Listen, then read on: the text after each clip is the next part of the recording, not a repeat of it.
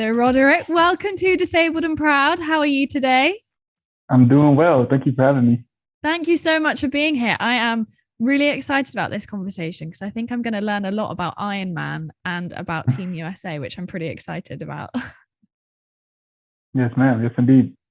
So, the first question that I ask every single guest is, how do you refer to your disability? Because I personally believe that disability is very individual to the individual, right?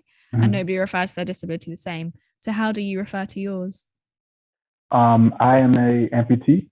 Mhm. My specific amputation, I am a bilateral above knee amputee. Okay. And was that like later on in life, early on in life? When Mhm. was that? When did that happen for you? So when I was born with missing tibias in both of my legs. Hmm. Um, and I got my legs amputated when I was about a year and a half. Oh wow, so you were really little. Hmm. So for you, it's almost like life. You don't really know life with like having two legs. Pretty much. When I put on my prosthetics, which you can see back here in the back, Yeah.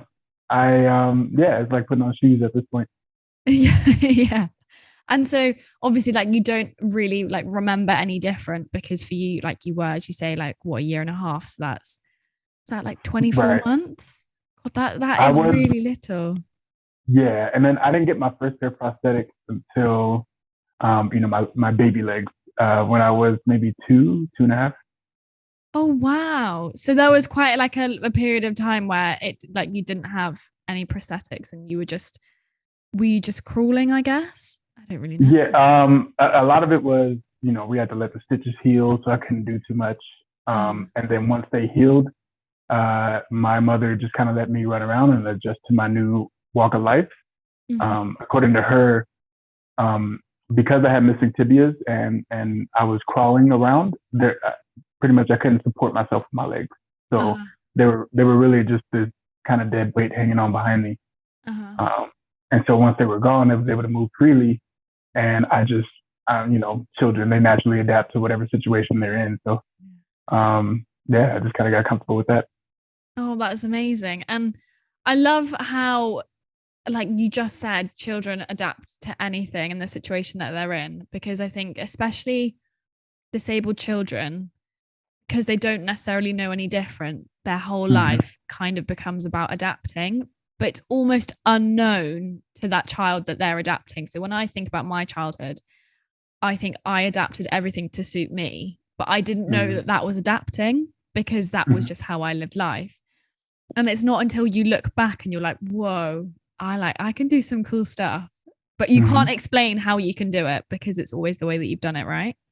Right. It's like for me, climbing on cabinets to get anything is Yeah. a norm. But if I did it in somebody's household where they're not used to seeing somebody with a disability maneuver this way, then they're like, oh my God, he's gonna fall off the cabinet or he's gonna, break my stuff. So Yeah. it's always a worry. But it's just like you said, it's just the norm for certain Yeah. people. And what I love is that it is the norm. And that's the power that disability has is that actually for us, there's no difference in it. It's the difference is for everybody else. It's never our difference, it's everybody else that notices it. Hmm. And so Exactly. with obviously you being like a amputee, how has that impacted like your schooling and like what you went on to do? Like you said, it's a norm to you, but it's not a norm to others. Hmm. Growing up, my family, they only knew me as an amputee. Most Yeah. of my cousins, that when they met me, I had just got my amputation. Hmm. So they don't know me any other way. So for them, it was normal, Yeah. and I'm grateful because we have a huge family. Um, and so I really got my social skills with my family. Like they didn't take it easy on me because I had an amputation. They were just like, this is just how you are, and you have to, adapt with that. Um, but once you got into school, it was different because I was used to being around family, kids, adults who were used to seeing me. Hmm. And then once you get to school, you have parents that are like, oh, don't stare, don't talk to them. Yeah. Or you have kids that are like, I don't understand. And this is something I want to understand. So they make it, kids, they make it very apparent about what's on their mind. Like, what are those? what are these prosthetics you're walking into school with? And at the time, they were very, very colorful, my legs back in the day. Um, and it was, for me, it was just a very, um, just, just a huge thing. So I got very uncomfortable being around other kids because it wasn't normal for them. I got uncomfortable being around certain adults because they weren't used to it. I was born in San Diego, California, and I remember going to this elementary school in San Diego, and I had this parent that came up to me, and she said that, oh, don't worry, once you go to heaven, you'll get your legs. Yeah, and I'm like 5 years old, maybe. It's wild, it's real, and that's just it's not till I got older that I was like, what kind of mindset, that you would say that to a child. How is that acceptable in like anywhere? Like no, Right. it's so bad. It's pretty sad. It's pretty but looking back, I'm like, she didn't even see a child. She saw somebody with a disability. Yeah. And therefore she saw somebody that she thought was not lesser than, but just in a kind of brought pity on. Yeah. And instead of looking to see the child, looking for the child and lifting that child up, she'd rather say something like that. Not even knowing, my head was like, what are you talking about? I'm out here beating your kids, Yeah, exactly. So, I think it's so wild because you're not the first person that I've spoken to on this podcast who has said at some point someone has brought some form of religion into their disability. Like I had a guest a couple of weeks ago who said that the weirdest question and the weirdest thing that's ever happened to her was that someone came over to her leg and was like, please, can I pray over your leg? And that's she a was common like, one. are you serious? That's very common. I've gone grocery shopping and had to stand there for a solid 30 minutes while somebody prays. And I'm super nice. I'm super like, I'm a spiritual person. Yeah. But I let people just kind of have their moment. Yeah, because it's not necessarily something for me, it's something for them. Yeah. And people will tell me that you don't have to necessarily do that. But I know that they're getting something from seeing me, and that's why they want to pray. Yeah. And so I'm like, okay, this is not working. But if you are motivated so much that you like, oh, the higher power, whatever you feel. Yeah.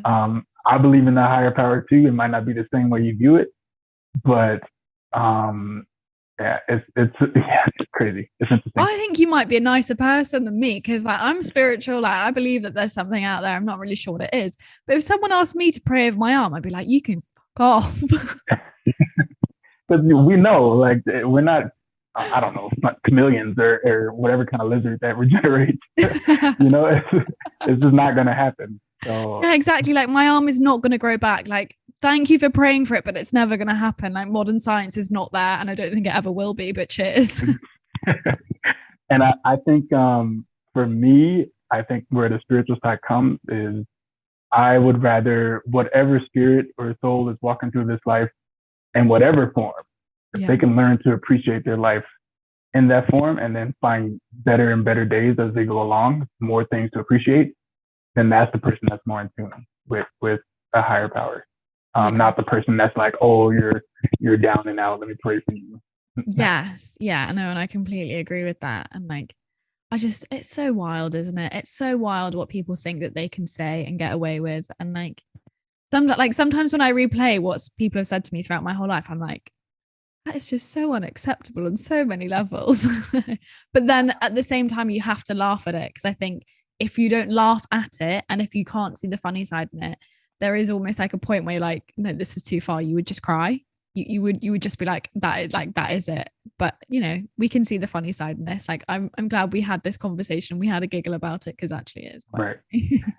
One thing I've learned, and I remember going back to tell my mom about the situation when I was in school, and I told her about this parent that said, this parent came up to me and said, once I die, I'll go to heaven and get my leg. And I just remember seeing her face change completely. Imagine. And my mom's definitely like a mama bear. Yeah. She told me like, that's not gonna happen. like she was worried that I was going to hurt myself in order to go to Yeah. heaven to get my lift, and she immediately shut that down. And I think now one thing that she helped me understand is to not let others' ignorance, in any kind, whether it's disability or other, to let people's ignorance affect my day to day. And that's a really important one as well, is that actually when you realize that it comes from a place of ignorance, whether or not that ignorance is malicious or not, because there can be a big difference between malicious ignorance and just pure unknowing, that actually it's never your issue or your ignorance, it's the other person's. And sometimes, don't get me wrong, I know a lot of people say that as disabled people, like our role is not necessarily to educate everyone we come into contact with. However, at that point in time, or, on that specific day, you might be the only person that other person has come into contact with the disability. So actually, if you can share some form of education, then is that not a better path to go down? Because you don't know what their next encounter would be like if you don't. Exactly. And that's the constant, like, the balance. Yeah, it Because is there's such also a constant swing. There's your own personal, like, you're going through your own day to day. You got other things on your mind. You have other struggles that you're actually dealing with. Yeah. And people see your disability and think that's a struggle, not realizing that, no, this is just kind of a walk of life. Yeah. Like, I'm more worried about bills. I'm not worried about, I'm not really worried about my disability. Yeah, exactly. And I would love it if you could speak a bit about how you got into sports, and specifically the Paralympics, because I know that you went to the Paralympics. I know that you were in Team USA, but I would love to know all about that journey. And then I'd also love to know about Ironman, because you have a shirt that says Ironman right across the front. For sure. So it's been a long journey. So I'm not a Paralympian yet. I'm working on it. But I represented Team USA on 3 national teams in swimming. That was my sport. Yeah. My last national team being World Championships in 2017. Wow. So basically, to kind of speed through it, I was living in San Diego, California, and I met this organization called the Challenge Athletes Foundation, or CAF. And CAF, they literally built their foundation on raising money for individuals with disabilities to get them equipment, training, anything they would need to live a healthy, active lifestyle. Yeah. So, I met them, and then I found out about adaptive sports, which I didn't know existed. I thought there was nothing out there for me, because I'm not used to seeing people out there like myself. Right. With CAF, you have people of a full range of disabilities, whether it's physical, intellectual, just anyone who's willing to move and live. So once I got started with them, I tried wheelchair basketball, I tried hand cycling, I tried what else did I do? Eventually I got into swimming, which was the last sport I got into. I was terrified of the water. Terrified. And after seeing so many different athletes that they I don't want to say conquered, but they not only did they have to learn to adapt and live in a world that was not meant for them, they also became these athletic individuals, and then started almost surpassing individuals who didn't have disabilities. Yeah. And so seeing them be active and do these sports that I thought I couldn't do, I was like, okay, then there's something here for me. Anything is possible. I got into swimming. I got into, what was another sport? I played rugby.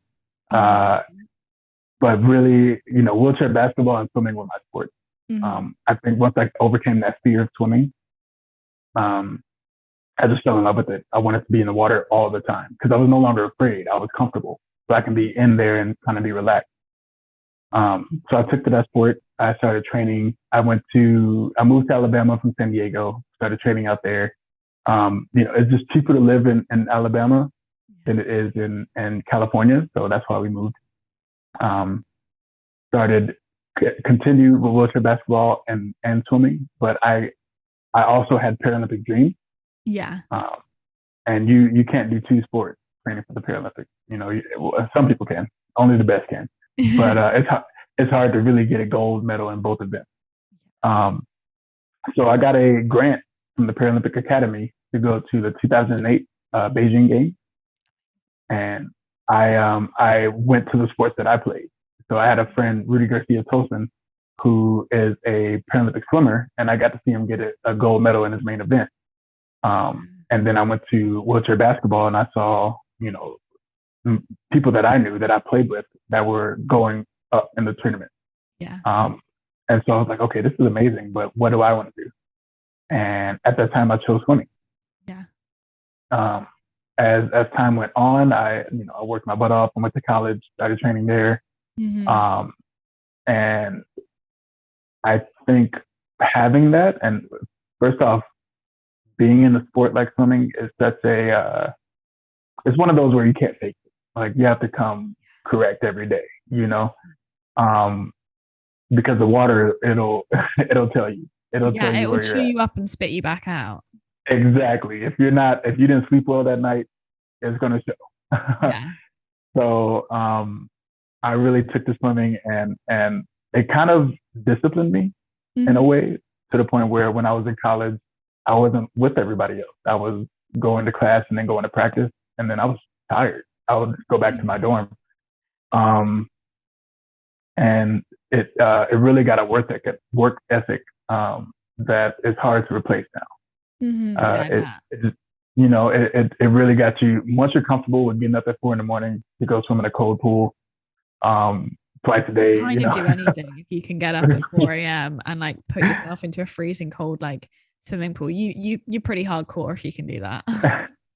And I'm thankful for it. I'm very thankful because I didn't realize how much it would pay off in school. I didn't realize how much it would pay off in the workforce. So I was thankful for a sport that helped me in those aspects. Yeah. But yeah. Wow. I'm trying to think. After World Championships, there was a lot going on in 2018 and 2019. I was living in Colorado training for the Paralympics. I ended up moving to New York, where, just trying to get to the pool is a workout. Yeah. New York is famously not the most accessible city. Definitely that. And, I'm wearing this shirt.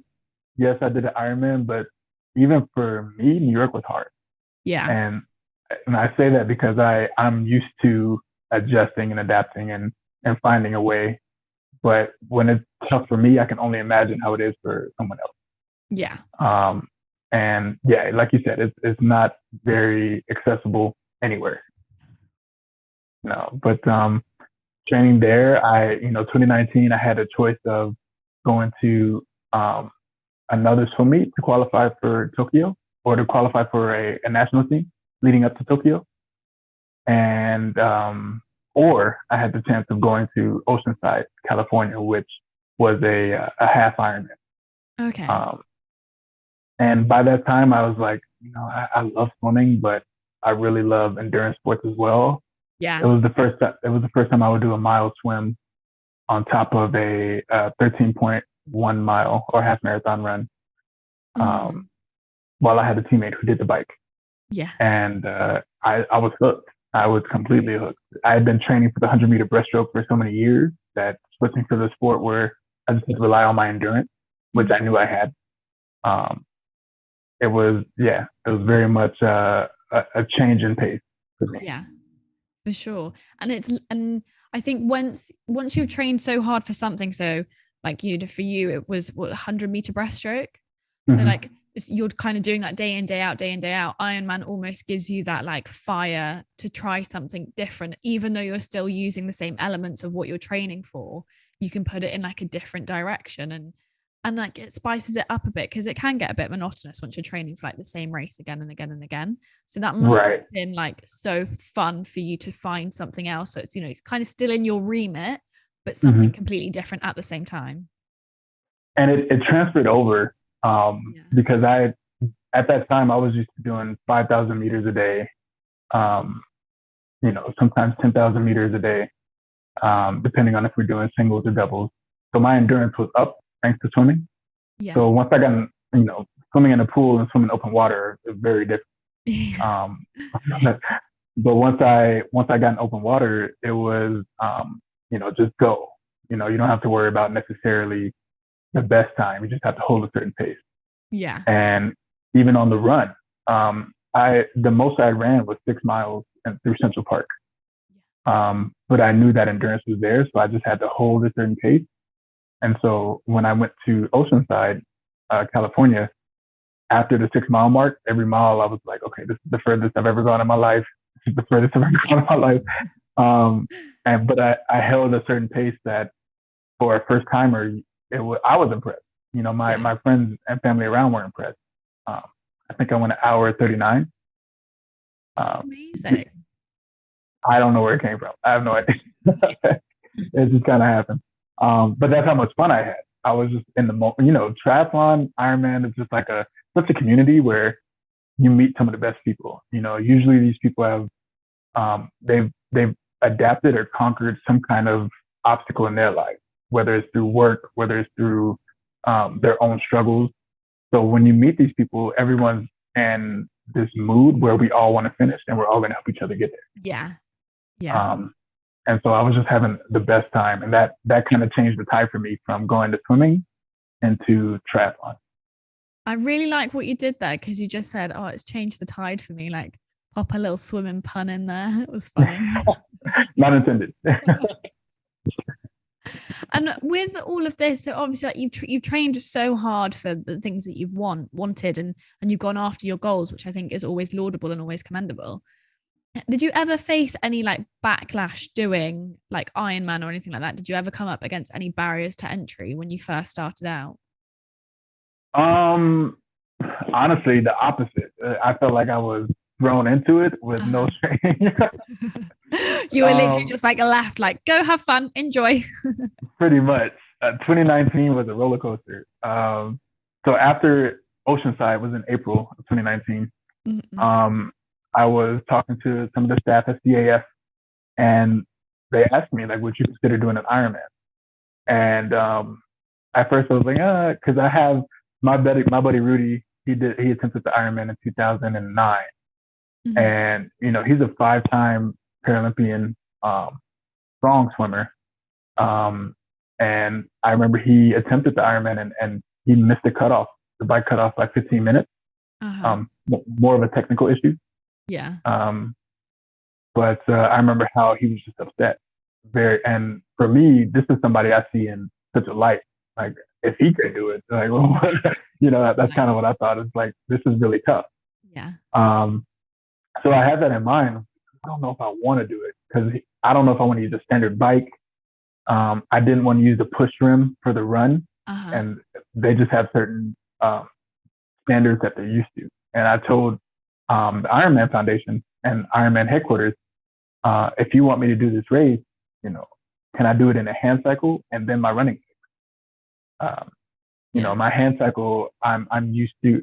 I've been using my arms all my life, whether it's to move around, whether it's to climb to get a bag of cookies off out of the cabinet, whatever the reason. My arms, I know I can rely on them. They'll get me through.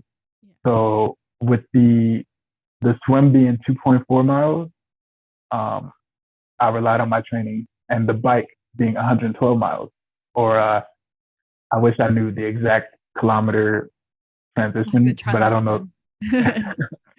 I want to say it was 180K, I think. It's so far. Like we're just chatting about it casually, but then I think like how far it actually is. And it's a long drive.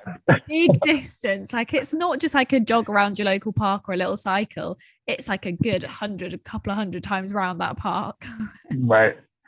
And but I knew if I had a hand cycle that I could do it.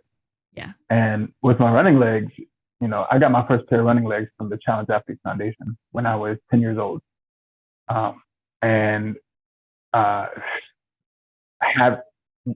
Getting those and having that feeling of running was a different freedom, because I was so used to my prosthetics and they had their own mechanical set of movement, So once I got the blades and I was free to move how I wanted, I didn't want to take them off.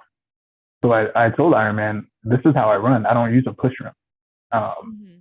and there, the debate or the rebuttal was, if I do a push rim, I'll go faster. The run will be done a lot sooner. And I was like, yeah, that's one way to think of it, but I using my arms all day like that, like I'd rather use my running blade. Yeah. So once they said that was okay, I was like, all right, if CAF and Ironman are willing to give me a spot, then I'll do it for sure. Mhm. Mhm. And that's how that happened. And I think that's amazing.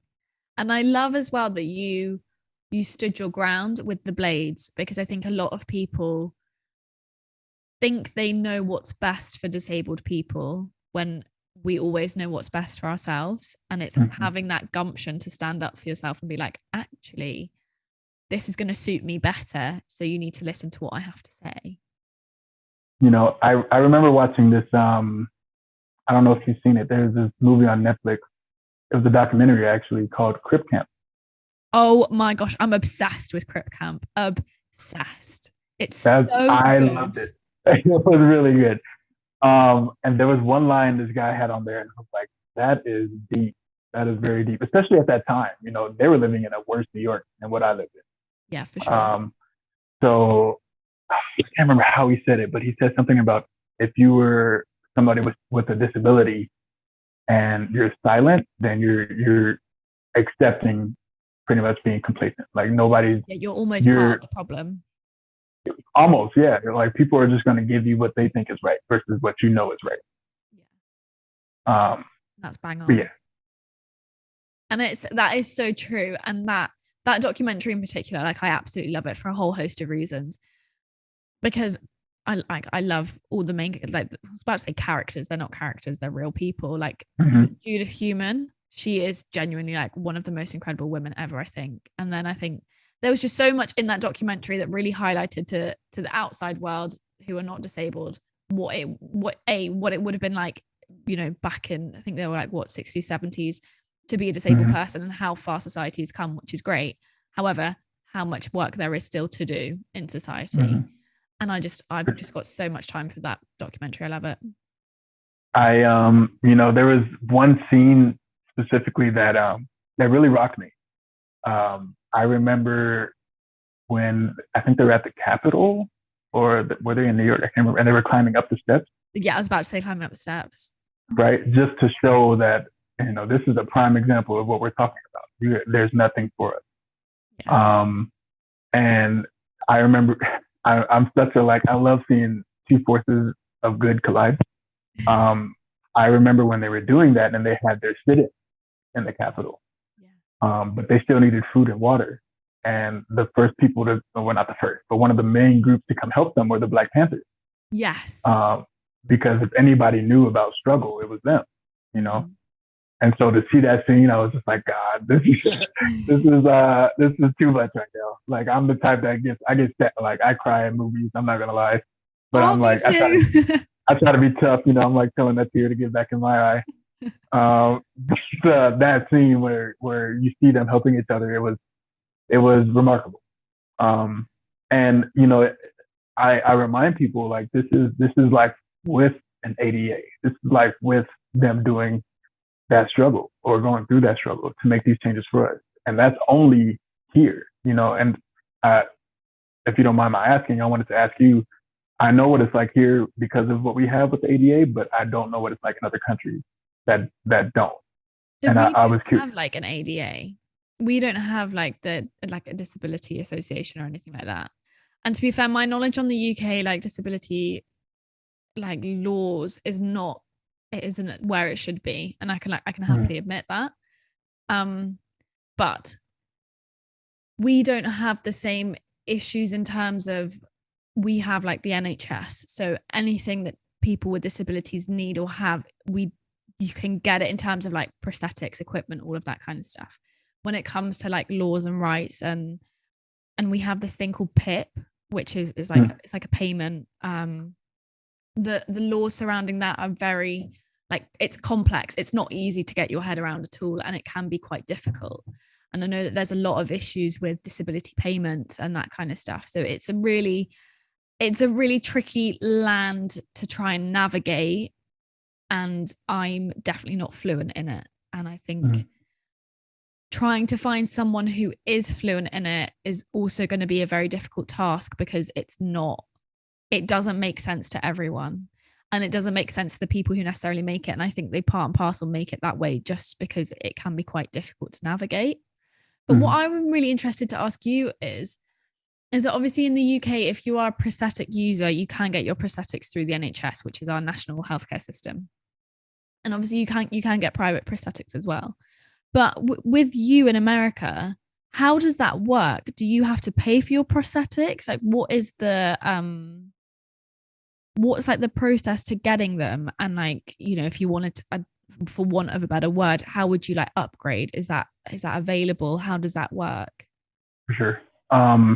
You know, we have different insurance companies that when you're applying, you have to make sure in their plan it says that they give durable medical equipment. If you don't have that option, then most likely wherever you go, you're not going to be able to get what you need. Yeah. Only a few companies have that option, but even with that option, what you're capable of getting, you know, what they're willing to spend on prosthetics could differ. You know, there's like one of my favorites is Blue Cross Blue Shield, because I know for a fact they have a plan where you can get some top grade prosthetics. And with that, it's really just the knees for me as a double above knee amputee. The knees are the biggest factor. Yeah. You know, we're in a day now where we have computers inside of everything, and so the knees are now computerized. Wow. And there's the X3s from Ottobock, which are Ottobock and Oster are kind of like the two prosthetic companies that I've always gone to. I it's funny right now I have Ottobock knees, but I have Oster feet. So I like, you know, I like what I like. You know, people say it's a conflict of interest, but I'm like, this is my walk of life. I want what's best, you know. So you have that, but statewide, it depends on which insurance you have. So each state is different. The insurance I had in California got me very basic level needs, while basic insurance in New York got me top grade needs. So basically, like healthcare, yeah, it's really different by state. So you have to know your state. You have to know what that insurance does in that state. Wow. So it's a bit like the UK, I guess. It's a bit like a postcode lottery, or like for you, it's a zip code lottery. So like just depending on where like you're located, kind of depends on how good your local government is, how good like the services are going to be. And that's exactly the same in the UK as well, to be fair. And also same goes with like the hospitals, NHS, depending on where you are, depends upon how good like your local services are. So it's a really interesting one, because I always think I completely understand that as disabled people, we all want to have access to all of our needs all of the time, and we need the things that we want to get. But when it comes to like geographical location, it's such a difficult one, because if you're in a more densely populated area, there is always going to be a bit more money there. Well, you know, and it's such a difficult one to navigate, and there's no easy answer or solution to any of the problems within that space. So, right. But with all of this, and we've spoken about some hardship that you had at school, and then you went to uni or college and you've gone through a lot of training, and you know, you said it really fortified you as a person. Would you say that going through that, there's one positive attribute that you've learned about yourself through that time? You know, it's like a double-edged sword, you know, because I love that I'm very capable at adapting to any situation now. Yeah. Which is great, which, you know, some people should have, or most people should have. But there's certain situations where I feel like I had to adapt where I shouldn't have had to adapt. You know, there's so many things growing up where I'm like, I wish I knew that I had ADA on my side, so that I can make the changes that need to be changed, not necessarily for me, but for the next person. Yeah. And that kind of comes around with what we were talking about earlier, and it's choosing your battles. You Yeah. know, we can educate that person on a day where we're exhausted, or we can choose not to. Or we can help these places change their ways, change their just make it more accessible for others. Or we can adapt and choose to continue on for ourselves, not realizing that the next person is going to have a hard time too. So it's very, that's where I'm like, I'm so used to adapting that I don't always speak up. Yeah. Where I feel like I need to speak up, and I don't always speak up because I don't think I'm always affected, not realizing that there's a lot of people like me in the same boat that are going to be affected. Yeah. And I think that's a really critical point to make, is that being adaptable is such a double-edged sword, because on the one hand, it's amazing that, as disabled people, we can adapt to whatever we need to. On the other side, sometimes maybe we are a bit too adaptable for the rest of society, and actually they should bend a bit more for us. Well, exactly. I say a bit more, they should bend a lot more for us, but that's a different conversation. Exactly. Amazing. And what I like to ask every guest is, do you have a piece of advice for either or both? Actually, most people answer both. Do you have a piece of advice for either a younger version of yourself or a younger person with the same disability as you? Mm-hmm. I would say, two things. To maintain that drive to not conform to whatever society has or thinks of you. Like you said, it's individual to each person. And I think regardless of disability or not, however you come into this life, you have your individualism. You have what's set for you. To maintain that and grow on that, and build on that, and also speak up. You're allowed to ask for what you deserve. It's so crazy how I didn't even realize this. Again, to bring it back to Crip Camp, like on the sidewalks in New York, the reason why they have some of those divots, right, where you're crossing the street, is for people in wheelchairs. Yeah, how many moms and strollers do you see using? How many elderly people do you see using these with a cane or a walker? Elevators being placed in certain places. That was because of people with disabilities or for people with disabilities. Yet, how many people do you see jumping on the elevator and avoiding the stairs? You know what I'm saying? So it's like, you should speak up for what you need. And yeah, there are people that are going to take advantage of it, but it's also going to help those who need it. Yeah. And I love that, because speaking up for what you need not only helps you, but it helps the next person behind you if they also need the same, if they need the same assistance or the same help, or if they're too afraid to speak up, at least someone will be able to help them out, which I think at the end of the day, if that's what we're all placed on the planet for, is to help each other out, then that's a beautiful thing that you can do for someone else. Absolutely. So I have a particular set of questions that I find most annoying when people ask them about my disability. And I'm so sorry for everybody who's heard this so many times before. But one question that really annoys me is either, how did it happen? Or alternatively, did a shark bite your arm off? Now, multiple reasons why they annoy me, but I won't go into them right now. But I was wondering, do you have a set of questions that might particularly annoy you about your disability, or you find particularly intrusive if someone was to ask them about your disability? I think for me, so especially with my prosthetics on, I'm 6'1". Right now I'm 4'0". Once I put my legs on, I'm definitely a bigger guy, and immediately people were like, "Oh, military, you served? That's how you lost your legs?" And I'm just like, there's literally a million other ways that exactly. I could have lost my legs.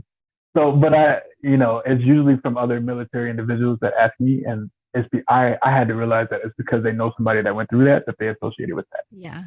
And so when I was younger, I didn't know this, but I had to take a step back and realize that that's an educating moment, not necessarily like I shouldn't pop off at this veteran because he thinks I'm a vet.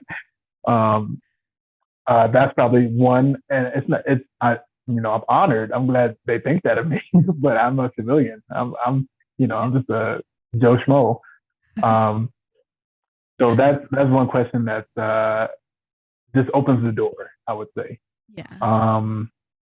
The natural, like I used to get this a lot, but I don't know if it's because I'm older now that people don't approach me the same way. But it was, yeah, like you said, what happened? Yeah. What happened? Like, and sometimes I ask him like, what? Like, what do you mean?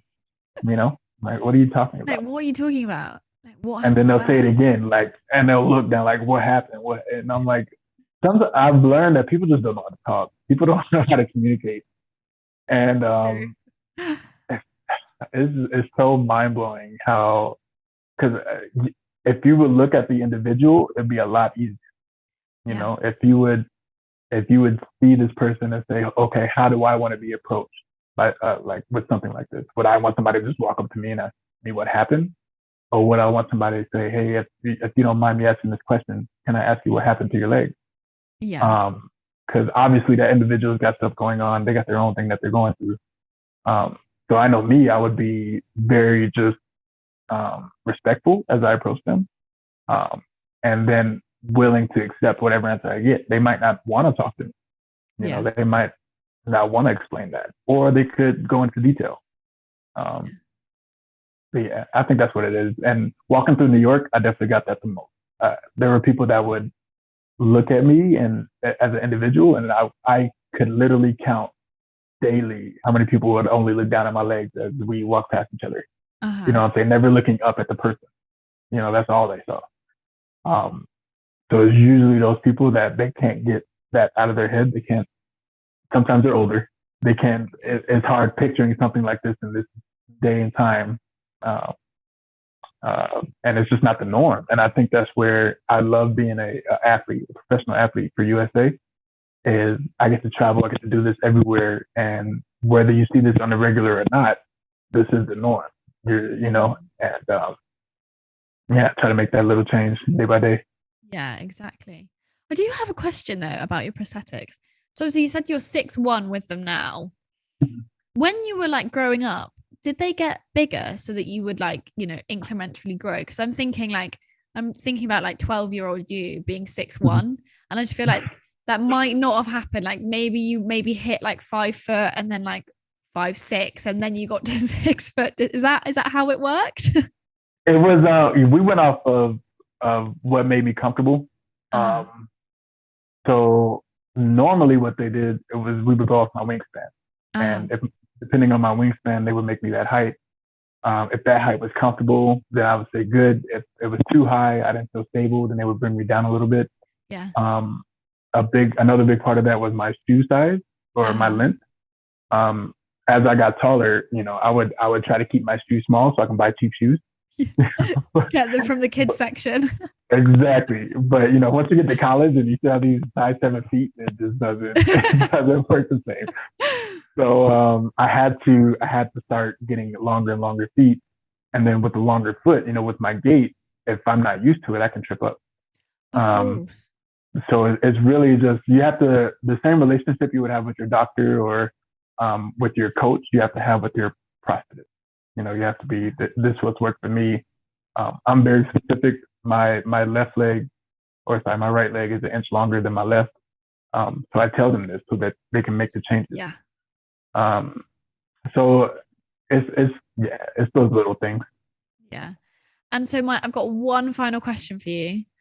And that is, Roderick, can you say that you are disabled and proud? I can absolutely say I'm disabled and proud. Yes, indeed. Yay! Oh, amazing. Thank you so much for coming on and giving me your time today, because I really appreciate it. And I really loved this conversation because I think you have a really beautiful way at looking at your disability and about looking at the world around you as well. Because I feel after having this conversation, you're not always just guided by you, you're guided by everybody else around you as well, and like what would benefit the community, which I think is a beautiful way at looking at the world. And I really want to thank you for giving up your time today. For sure, my pleasure. Thank you for having me. I try to be an advocate, and I love seeing that others from different walks of life and different parts of this world are doing the same. I This is one thing I didn't get into too much, because my story is just full of moments. I remember being homeless back when I was in San Diego. Yeah. And the reason why I was homeless, my mom gave up her job because they didn't have insurance that had durable medical equipment on it. So the only thing she could do was file for unemployment, get basic health insurance that would get me my prosthetics. Yeah. So going through that walk of life, I don't know if it's because I didn't have a home that everywhere I went was my home. Yeah. So I like seeing that in other parts of the world where I can go and just be at home. There are other people fighting. So I thank you. I appreciate you having me on. Oh no, thank you. And thank you so much for sharing with me as well, because I think that's a really vital part of your story. And like, thank you for sharing that with me, because that's like a really beautiful moment that you you didn't, even when I asked you about going through hardship, that was not the first thing that you spoke about. And that's beautiful that it wasn't the first thing that you said. And like, thank you so much for sharing that and sharing your time as well. And I actually think maybe no, I don't say maybe, we will stay in touch, because I've really enjoyed this conversation and I think you're a really beautiful soul. So thank you so much for coming on today. I appreciate it. Thank you.